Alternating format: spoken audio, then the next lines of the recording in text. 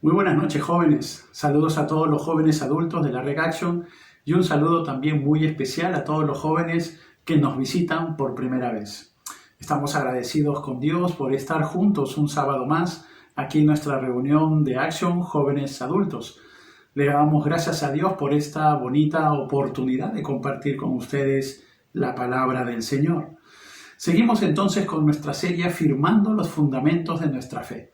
Fundamentos que se encuentran en la carta del apóstol Pablo a los Colosenses. Ya venimos estudiando este libro varias semanas atrás y sabemos que está siendo de mucha bendición para nuestra vida. El día de hoy estudiaremos el fundamento de la nueva vida en la segunda parte. Ahora, la semana pasada hablábamos del deseo que tiene mucha gente de empezar una nueva vida. Se les ha escuchado decir, ahora voy a comenzar de nuevo todo. Pero la realidad les ha demostrado de que siguen siendo las mismas personas con sus mismos defectos y sus mismas virtudes. Dijimos también que la única manera de tener una nueva vida con cambios reales, radicales, verdaderos, es recibiendo a Cristo como Salvador y Señor de nuestra vida. Lo dijo bien claro Pablo a los Corintios.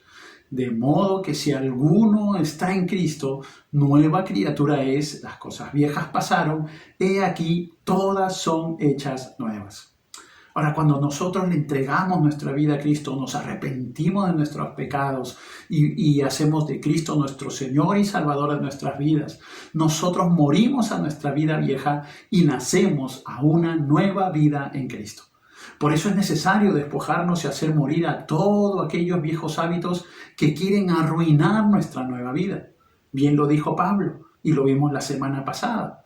Haced morir pues lo terrenal en vosotros, fornicación, impureza, pasiones desordenadas, malos deseos y avaricia, y que es idolatría. Pero ahora dejad también vosotros todas estas cosas: ira, enojo, malicia, blasfemia, palabras deshonestas de vuestra boca. No mintáis los unos a los otros.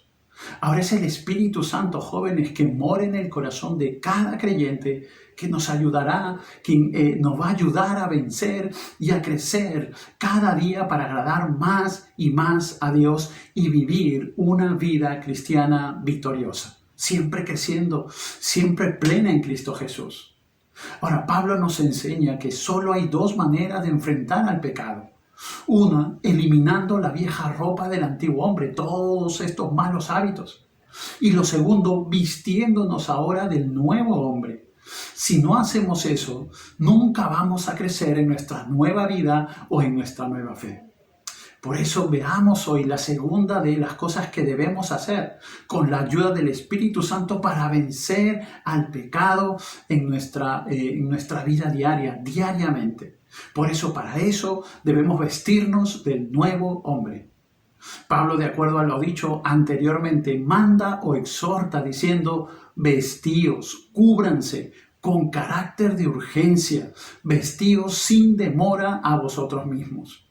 Ahora, la pregunta es, qué debe tener este nuevo hombre? ¿Qué debe tener? ¿Qué vestimenta? ¿Qué vestido? Mira, primero, debe mostrar identidad de ser un nuevo hombre. Pablo nos dice en el verso 12, vestíos pues como escogidos de Dios, santos y amados. Ahora, cierta clase de ropa, jóvenes, identifica al que la usa. Todos reconocemos a policías, militares, estudiantes de ciertos colegios o enfermeras por su vestimenta. De igual manera era en la antigüedad. Las vestiduras servían para distinguir a los oficiales del rey y también a sus familias. Ahora, los cristianos, como creyentes, debemos vestirnos en lo espiritual de una manera acorde con nuestra nueva identidad.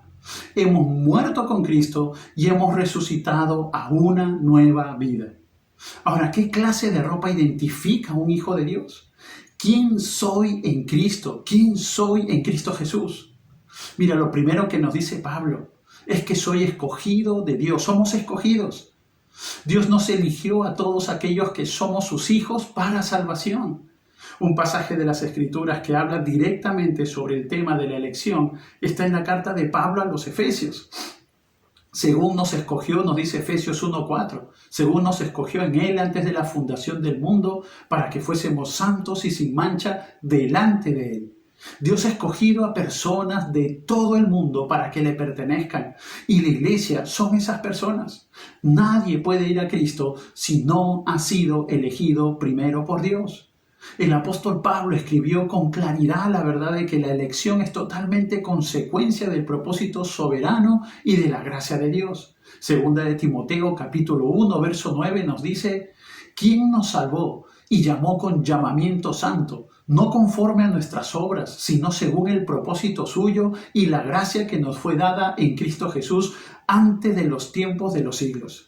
Dios no vio ningún mérito en nosotros, simplemente nos escogió según sus planes y por pura gracia. Si alguna vez pensaste que no tienes valor porque en la vida nadie te escogió para nada, antes de la fundación del mundo, déjame decirte, joven, que antes de la fundación del mundo, antes de que tú nacieses, Dios ya te había elegido para que tú seas un hombre o una mujer de Dios y seas de bendición a muchas vidas. Recuerda siempre eso. Lo segundo es que también nos dice Pablo que somos santos para Dios. Soy santo para Dios. Santo significa separado para Dios, separado del pecado. Hemos sido separados del mundo para el Señor. Ya no somos nuestros, no nos pertenecemos. Le pertenecemos a Dios, completamente a Él. Somos diferentes del mundo. Dios te escogió entonces para ser diferente a la gran mayoría de este mundo, para tener principios y valores que otros han perdido, y a través de ese modelo de vida tú puedas traer a muchos a los pies de Cristo. Tú eres diferente si tú eres creyente, tú eres santo, apartado por Dios. Eres un padre o madre diferente, eres un trabajador diferente, eres un estudiante diferente. Cuando los creyentes no actuamos de forma diferente al mundo, arruinamos el propósito del llamado de Dios. Recuérdalo. Nosotros somos elegidos por Dios, nosotros somos santos de Dios, apartados, separados, diferentes. Pero también soy amado por Dios, somos amados. Dios ama a sus hijos con un amor constante y perfecto. Este amor es una acción completada cuyos resultados continúan. En la cruz Dios mostró su amor y continúa hasta hoy en nuestro corazón. Dios te ama como eres, pero Él quiere perfeccionar su amor en nosotros. Si sientes que en la vida nadie te ha amado y has sido abandonado, Dios te dice: te he amado, te amo hoy y por siempre te amaré. Cuando un inconverso peca, Dios lo ve como una criatura quebrantando las leyes divinas, las leyes del Creador y el Juez Santo. Pero cuando un creyente peca, es un hijo de Dios destrozando el corazón amoroso de su Padre. Recuerden que el amor es el poder motivador más fuerte del mundo. Al crecer en su amor a Dios, el creyente crecerá en su deseo de obedecerle y caminar en la vida nueva que tiene en Cristo. Si amamos más a Dios, entonces seremos cada día obedientes y nuestro amor se ve a través de nuestra obediencia. Pero debemos estar alimentando siempre ese amor en nuestro corazón. Estas tres palabras pertenecían antes solo a los judíos. Eran el pueblo escogido, la nación consagrada o santa y los amados de Dios.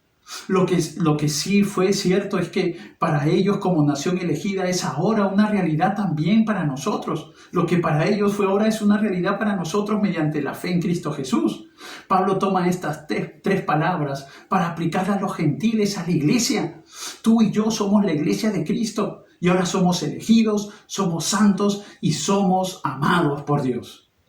Lo segundo que tenemos que aprender es que también debes mostrar los frutos de ser un nuevo hombre. Los frutos de ser un nuevo hombre. Pablo sigue diciendo en los versos del 12 al 14, de entrañable misericordia, de benignidad, de humildad, de mansedumbre, de paciencia, soportándoos unos a otros y perdonándoos unos a otros, si alguno tuviera queja contra otro, de la manera que Cristo os perdonó, así también hacedlo vosotros. Y sobre todas estas cosas, vestidos de amor, que es el vínculo perfecto.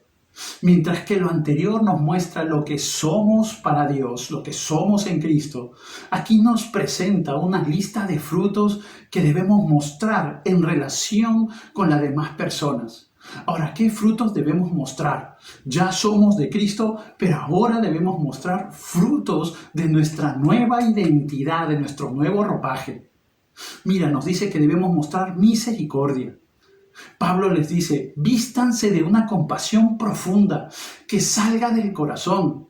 Exhorta a los creyentes a mostrar esa compasión porque en ese tiempo se mataba a los enfermos y heridos, se menospreciaba a los ancianos, se trataba mal a los discapacitados. Hoy también sucede lo mismo, debemos aprovechar estos tiempos difíciles para ayudar a aquellos que necesitan, que sufren hoy, sobre todo en este tiempo. Me alegra ver cómo muchos jóvenes de la red apoyan a aquellos que se encuentran enfermos, aquellos que no tienen trabajo, los apoyan buscando uno. Me he enterado de muchos jóvenes que ayudan a otros y aquellos que también no tienen dónde vivir, los reciben en sus casas. Joven, no debemos ser indiferentes al sufrimiento, sino que debemos preocuparnos por suplir las necesidades de los demás. Siempre debemos actuar con misericordia.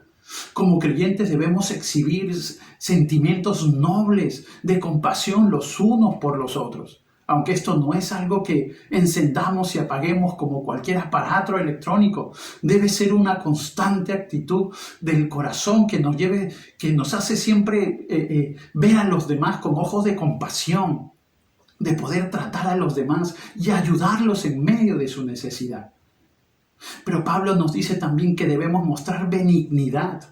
Significa bondad, delicadeza, generosidad, amabilidad. Se refiere a la gracia de Dios que penetra en una persona y que suaviza toda dureza y deja de ser una persona dura o cruel. Busca el bien de la otra persona como si fuera para sí mismo. Ahora, la parábola del buen samaritano ilustra la benignidad y nos muestra el ejemplo a seguir. ¿Cómo tratas a los tuyos? ¿Con bondad o con dureza? ¿Cómo lo haces? ¿Cómo tratas a aquellos que dicen que son tus enemigos? ¿Con bondad o con rudeza o con dureza? Mira, lo tercero que nos dice Pablo que debemos mostrar es humildad. Esta palabra que se usa para indicar modestia, que deriva de un corazón rendido a Cristo. Es reconocer que Dios está sobre todo y sobre todos. Es el antídoto contra el egoísmo que destruye las relaciones. Dios exalta a los humildes. Humildad no es considerarse no es considerarse poco uno mismo. Al contrario, es tener la estimación correcta de uno mismo en la voluntad de Dios. La persona con humildad piensa en los demás antes que en sí mismo. Es mirarse como Dios nos ve. Debemos cuidar nuestro corazón del orgullo y autosuficiencia y con humildad servir a Dios y a nuestro prójimo. Debemos mirarnos como Dios nos ve y de esa manera miraremos también a nuestro prójimo. Lo cuarto que nos dice Pablo es que debemos también mostrar mansedumbre. Ser manso no quiere decir ser débil, jóvenes. La mansedumbre es poder bajo control, no es debilidad de carácter ni flaqueza. Es la persona que se controla porque Dios la controla y se enoja cuando es debido y nunca cuando no. Sabe ser equilibrado. La persona mansa no tiene por qué encolerizarse, ya que tiene todo bajo control. Por eso necesitamos dejar que Dios controle esos momentos de tensión difíciles y saber reaccionar debidamente. La persona mansa es aquella persona que tiene control sobre sus emociones y debe tener mucha fuerza de voluntad. Pero también nos dice Pablo que debemos ser pacientes.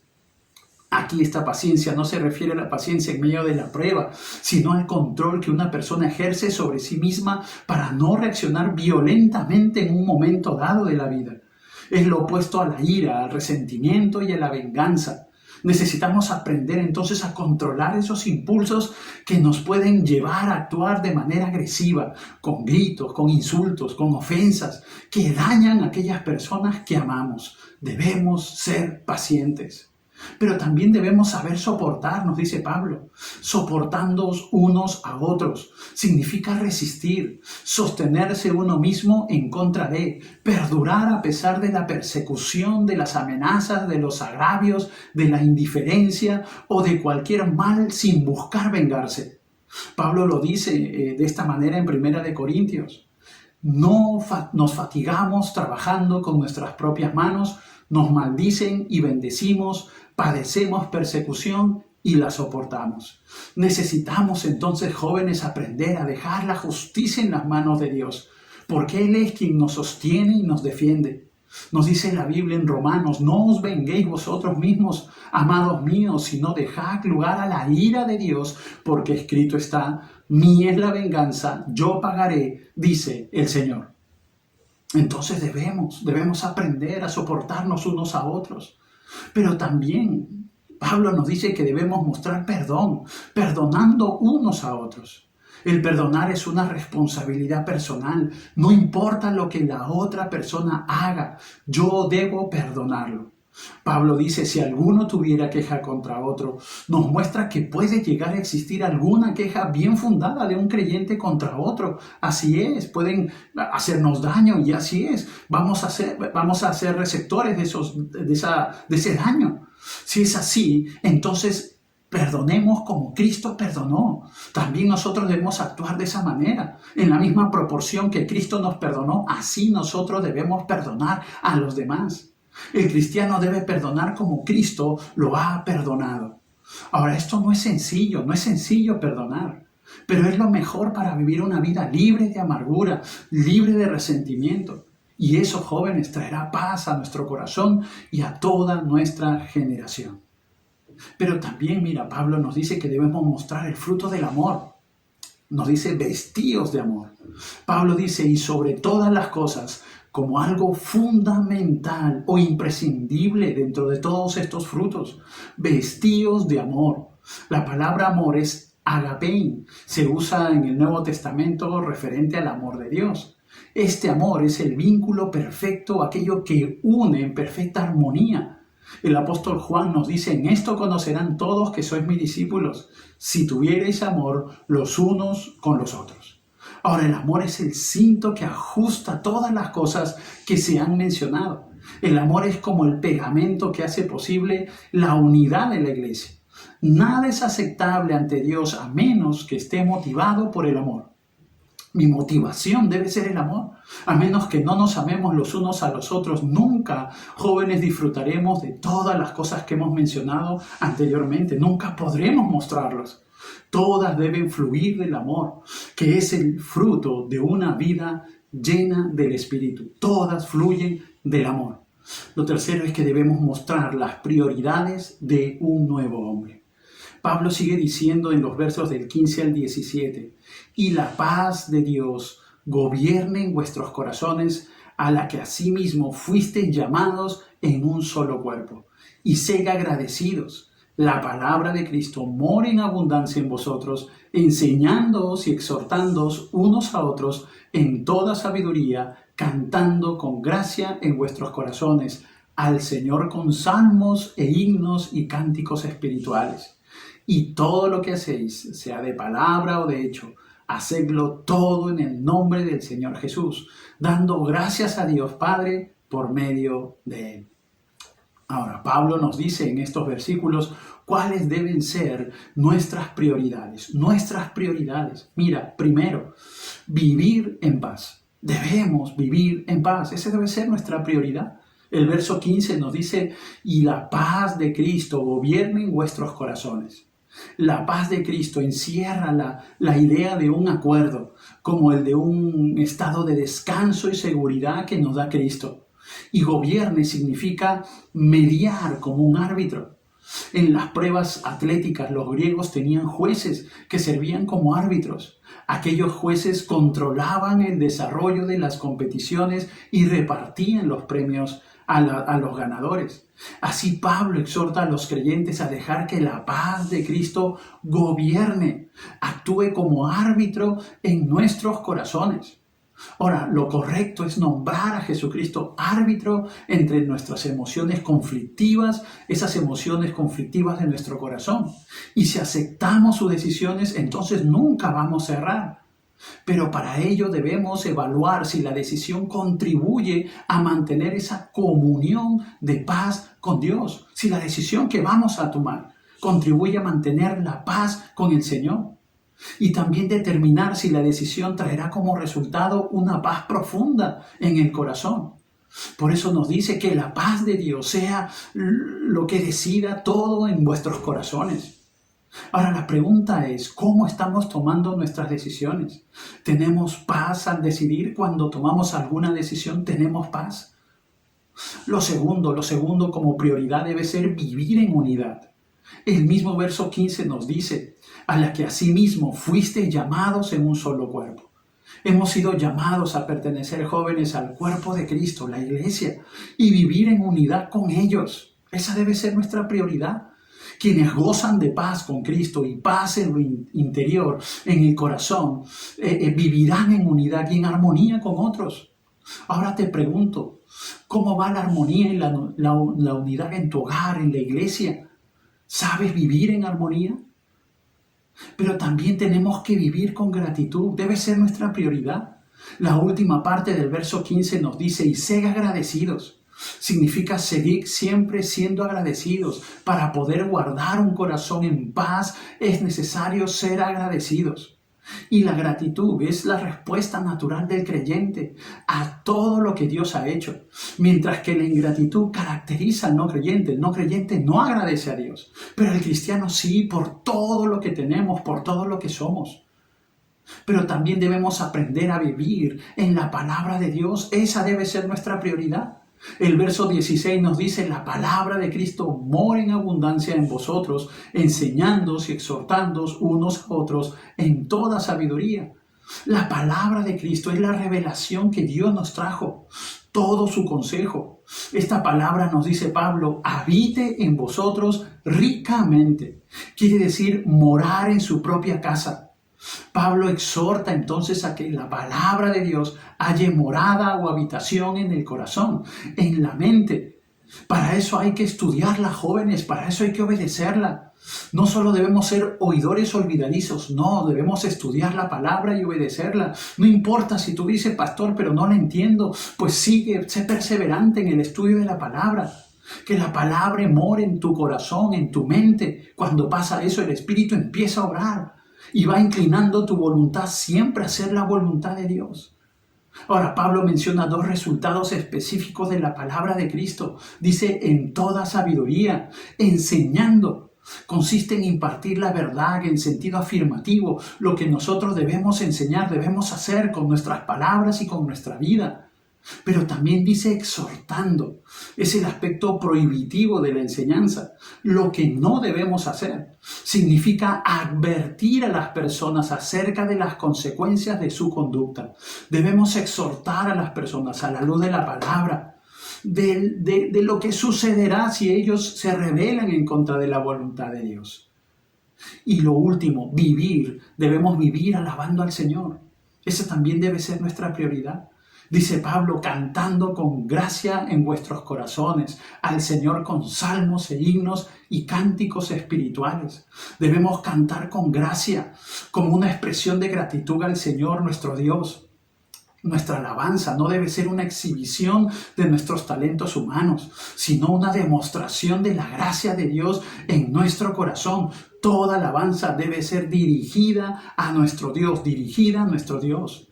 La forma de ese tiempo, salmos, no, como se hacían en el Nuevo Testamento, himnos también, eran esas alabanzas dirigidas al Señor, cánticos espirituales, cánticos compuestos por creyentes como expresión espontánea del Espíritu. Debemos alabar al Señor con todo nuestro ser, espíritu, alma y cuerpo, porque eso agrada al Señor y Él se deleita en la alabanza de su pueblo. Siempre recuérdalo, Él se deleita en la alabanza de su pueblo. Debemos expresar desde nuestro corazón hacia afuera con nuestras palabras nuestro amor por el Señor. Pero también nuestra prioridad debe ser vivir agradando a Dios, vivir agradando al Señor. Pablo termina diciendo en el verso 17, y todo lo que hacéis, sea de palabra o de hecho, hacedlo todo en el nombre del Señor Jesús, dando gracias a Dios Padre por medio de Él. Y todo lo que hacéis, o todo cuanto hagáis, todo lo que se realice debe ser en el nombre de Cristo. Es decir, puede hacerse con su autoridad y puede hacerse con su aprobación. Todo lo que decimos y todo lo que hacemos debe estar asociado con el nombre de Jesucristo. Debemos glorificar su nombre por medio de nuestras palabras y por medio de nuestras acciones. Si permitimos cualquier cosa en nuestra vida que no pueda asociarse con el nombre de Jesús, entonces estamos pecando. Debemos hacer y decir todo bajo la autoridad de su nombre y para la honra de su nombre. Todo debemos hacerlo en el nombre de nuestro Señor Jesucristo, bajo su autoridad. Pero también debemos ser agradecidos. Pablo dice, dando gracias a Dios Padre por medio de Cristo. Todo lo que hagamos hay que hacerlo en el nombre de Cristo, debe ir acompañado siempre de nuestro agradecimiento. Si no podemos dar gracias por ello, entonces mejor ni mencionarlo ni hacerlo. Ahora, ¿cómo no ser agradecidos con Dios por habernos hecho hombres nuevos y vivir de una manera diferente? ¿Cómo no agradecerle al Señor por este nuevo ropaje que hoy nosotros tenemos? Por eso que nuestras prioridades siempre sean vivir en paz, vivir en la lectura, vivir en comunión. Jóvenes, vestir la nueva vida es vestirse de Cristo. Debemos vencer el pecado vistiéndonos de acuerdo a nuestra identidad con Cristo, mostrando sus frutos y estableciendo prioridades que Él ha puesto en nuestros corazones. La meta de la vida cristiana es alcanzar la semejanza de Cristo. Los creyentes deberíamos vestirnos de Cristo de tal modo que cuando nos vean a Cristo. La gente puede identificar a Cristo cuando salimos a caminar, a vivir, a desarrollarnos. Que la gente vea a Cristo en nosotros. Por eso, joven, necesitas a Cristo para ser un nuevo hombre. Por eso nos dice, de modo que si alguno está en Cristo, nueva criatura es. Las cosas viejas pasaron. He aquí, todas son hechas nuevas, nos dice Pablo. Mientras que no le entregues tu vida a Cristo, no podrás ser una nueva criatura, nunca tendrás una nueva vida, porque el pecado te aleja de Dios y sus bendiciones. El pecado nos condena y nos lleva a vivir en el infierno por la eternidad, apartados de Dios, sin ninguna esperanza de vida, sin ninguna esperanza de salvación, porque la Biblia dice que la paga del pecado es muerte.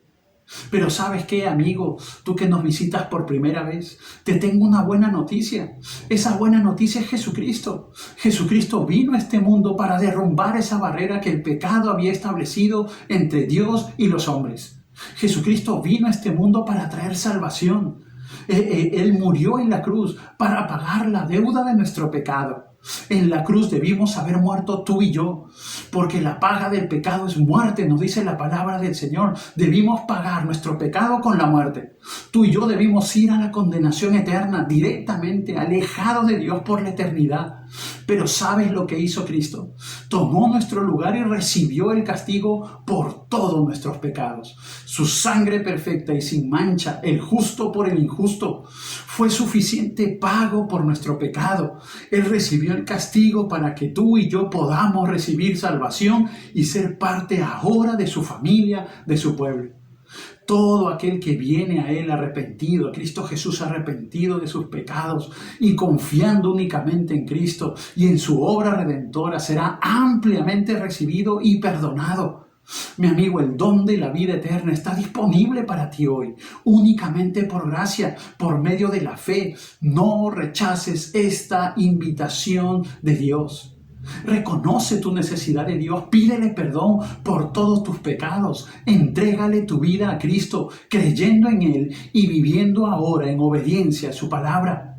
Te pregunto, joven, ¿quieres entregarle tu vida al Señor? Si tú quieres entregarle tu vida al Señor, entonces yo voy a hacer una oración que hice varios años atrás, el día que yo le entregué mi vida a Cristo. Voy a hacer esta oración. Pero tú donde te encuentres, si tú quieres entregarle tu vida al Señor y quieres despojarte de esa vieja ropa del pecado, de ese viejo hombre, y quieres vestirte del nuevo hombre, de esa nueva vida en Cristo Jesús, necesitas arrepentirte de tus pecados. Yo voy a orar y tú allí donde te encuentres, ora que surjan esas palabras de lo profundo de tu corazón. Vamos a orar. Dios bendito, gracias por tu palabra. Señor, gracias porque hoy, Señor, reconozco que soy pecador. Reconozco que vivo bajo ese ropaje viejo, esos hábitos de pecado, ese pecado, Señor, que mora en mí. Dios, y ya no quiero seguir viviendo así. Dios, ahora quiero poner mi vida en tus manos. Me arrepiento de mis pecados. Señor, necesito de ti. Señor, y hoy, Señor, quiero que tú seas mi Rey y Señor. Y quiero vivir, Señor, en obediencia a tu palabra todos los días de mi vida. Señor, quiero vestirme de ese ropaje, de esa nueva vida en Cristo. Quiero ser esa nueva criatura en Cristo Jesús. Señor, pongo mi vida en tus manos. Gracias, Señor. Joven, si tú hiciste esta oración sinceramente, de corazón, entonces déjame felicitarte, porque ahora tú eres parte de la familia del Señor. Joven, queremos pedirte algo. Si tú has hecho esta oración, conversa con tu líder, con el amigo que te invitó, y tú dile con libertad, sin ninguna vergüenza, dile, mira, yo hice la oración, yo quiero tener esta nueva vida en Cristo. He intentado muchas cosas y la verdad es que sigo siendo la misma persona, pero ahora quiero ser una nueva persona en Cristo Jesús. Convérsale, habla, y con tu amigo, con el chico o la chica que te invitó, y este hermano en Cristo te va a compartir, va a orar por ti y te va a invitar a algunas reuniones importantes para que sigas creciendo en la fe. Jóvenes, sigamos creciendo, sigamos mostrando en nuestro corazón los frutos de una nueva vida en Cristo y vivamos bajo estas prioridades de la paz, del amor, de tener misericordia. Jóvenes, sigamos creciendo en este nuevo ropaje, en nuestra nueva vida en Cristo. Dios te bendiga.